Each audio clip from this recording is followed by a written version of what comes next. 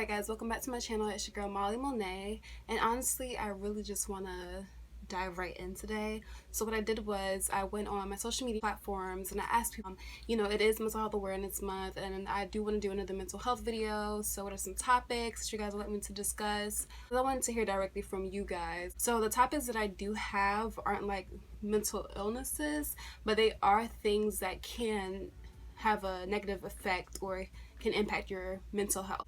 So the three topics I got from people on my social media to discuss are friendship, confidence, as well as the effects of toxic parenting. I will, in the description box below, just put like the different subjects and different time frames if you just want to skip to a specific time and not watch the full thing, because one may not pertain to you. So just jump right into whatever you feel comfortable with, okay? Let's get it. So the first topic is friendships, and I'm going to go directly to read word for word of what was given to me. Being there for the friend that is a go-to friend. I cannot tell you how often I've tried to actually open up to a friend I'm there for and the energy is not reciprocated. It often makes me never want to discuss my issues and just thug them out or suppress them until they're over the issue. I need advice on learning how to cope and heal with what hurt you.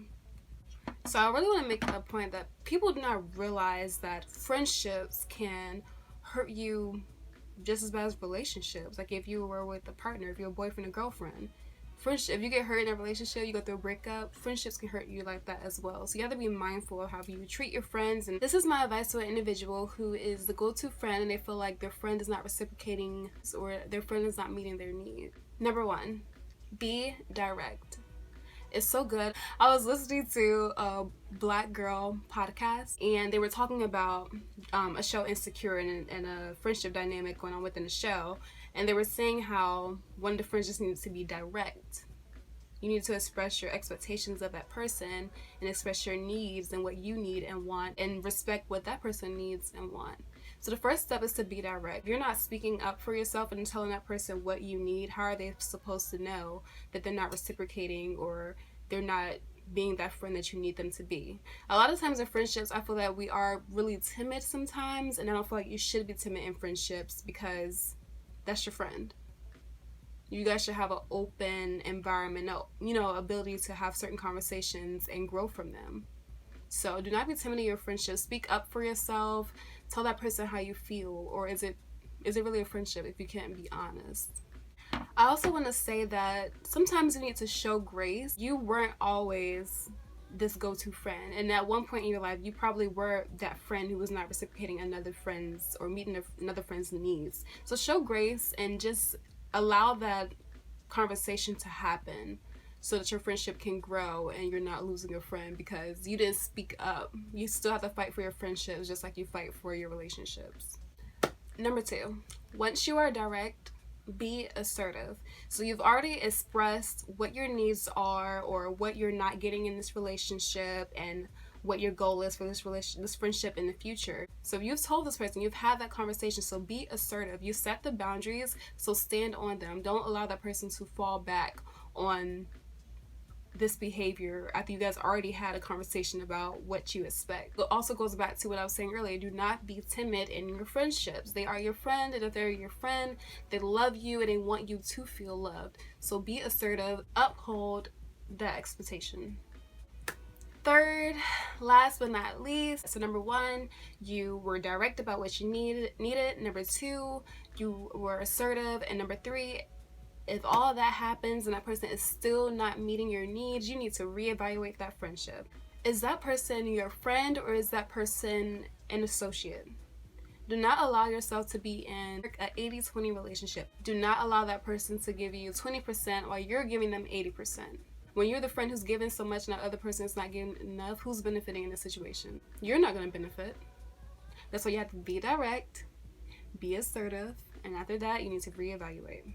Also, I want to say, if you do not have anyone to talk to or you're alone, please try journaling. It is such an intimate thing with yourself because you're able to track yourself, track your progress, track your behaviors, your emotions, and things like that. So do try journaling. It's an outlet if you feel like you have no one to speak to in that time period. Moving on. Alright, let's get into number two.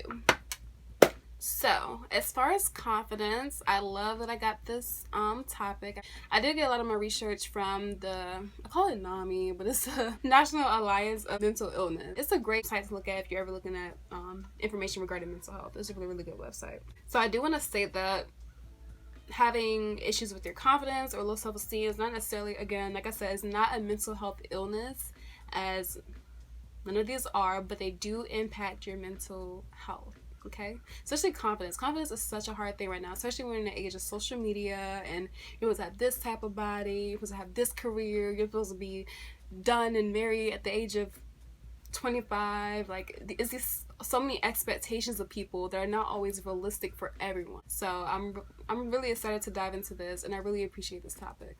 Also, since we were talking about confidence, I never wear my hair in a fro. I actually just decided to wear it in a fro. Like, I've always wanted to let the go fro.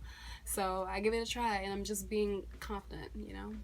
But confidence differs for everybody, and we're gonna get into that. Low confidence is a result of fear and doubting yourself. Confidence is not always related to beauty. It can be confidence in your career, confidence in your decisions. Confidence is not just about your appearance. Before I get into my 3 things regarding confidence, I want to say always be kind to yourself. Are you being kind to yourself? A lot of times we show other people more grace than we show ourselves. So it's really important to evaluate if you're being kind to yourself. A lot of the times people think bullies are another person inflicting pain on another person, but that's not always the case. I feel like we can be our own bully. You can bully yourself with your thoughts. And when it comes to confidence, I think confidence can be such a bully sometimes, because you have that thing in your ear saying you're not good enough, or you're not pretty enough, or you're not working hard enough, or you're lazy. Check that bully. Check that bully right at the door. And you want to know how you check your bully? I'm going to tell you. Ways to check your bully. I know you guys are so tired of hearing this, but it's so true. Self-affirmations. This works in various different forms. You can write it on your mirror. You can leave little notes to yourself. You can look in the mirror and say, hey, I'm beautiful. You can jot down things that you are good at, things that you excel at. If you focus on the positive things, I know it's easier said than done. I know it is. But you have to fight for it. You have to fight for positive thinking. You have to fight and constantly remind yourself how great you are. We constantly have to remind ourselves that. Self-acceptance. You are who you are. There's only one, fill in the blank, whoever you are. There's only one Molly Monet. Own who you are.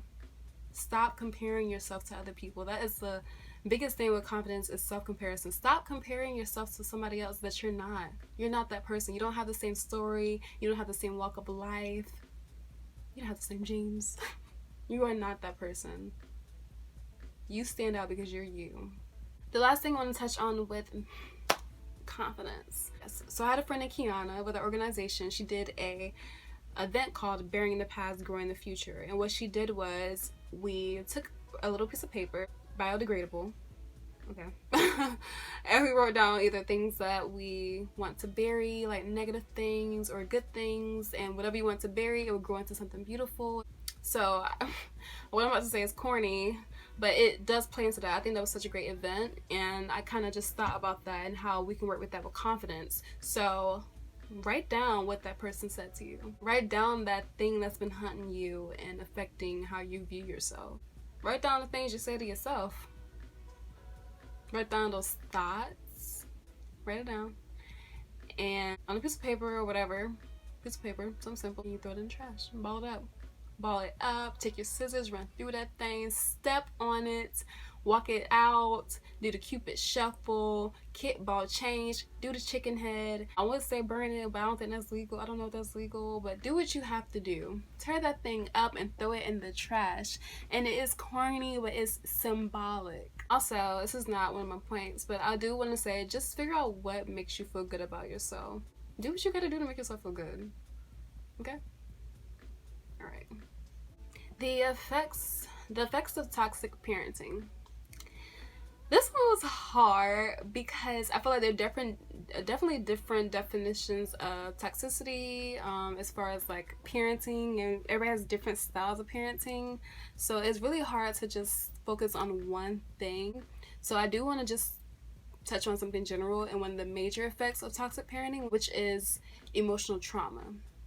So usually children who have experienced toxic parenting or unhealthy parenting, they do have emotional trauma, which affects your perception of yourself and it affects your perception of the world.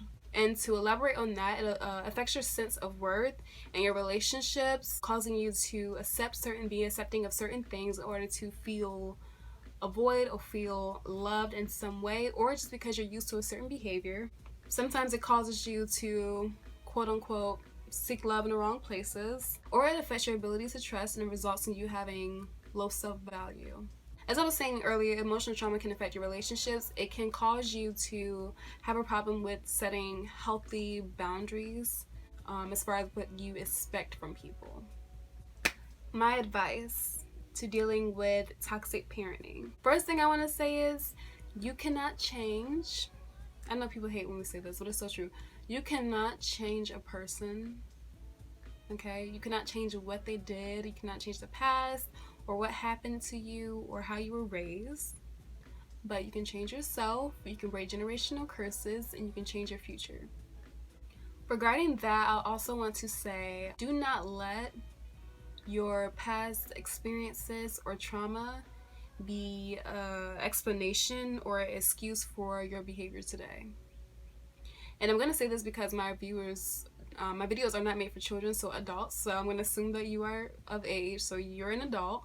So the only person who can take responsibility for your behavior and the only person who can take the blame for that is you. This is your life. You have the power not to be that person. You have the power not to make excuses for your behavior because of what happened to you. Speaking of power, I'm going to go into the next thing, forgiveness. Forgive that person. Forgiveness is a way to take back your power from that person. Take back your power.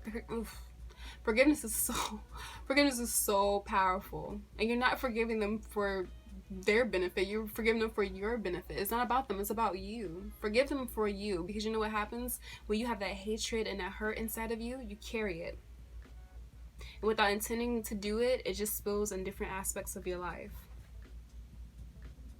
You're growing bad seeds because you can't forgive a person for what they did to you. You're letting them have power in your life. You're letting them affect what you do. You can't move on. You can't be successful. You can't love again because you're hurt from what that person did to you. Why are you giving them that power? What are you going to do today to not let that person have a hold on your life? Toxic parenting, I'm not going to say that it's something you can easily recover from, but you can recover. Life is all about decisions. You have a decision to make. So with these 3 topics, friendship, confidence, and toxic parenting, my overall goal for today is just to give you guys some tools to help you manage what you're dealing with, and I hope these tools are effective, and I really pray that you guys benefit from this video. And hopefully if you guys do like this, you'll continue to give me more topics and you'll feel more comfortable with discussing things so that I can do more videos in order to help you guys, okay? Okay. I think I'm gonna stop there.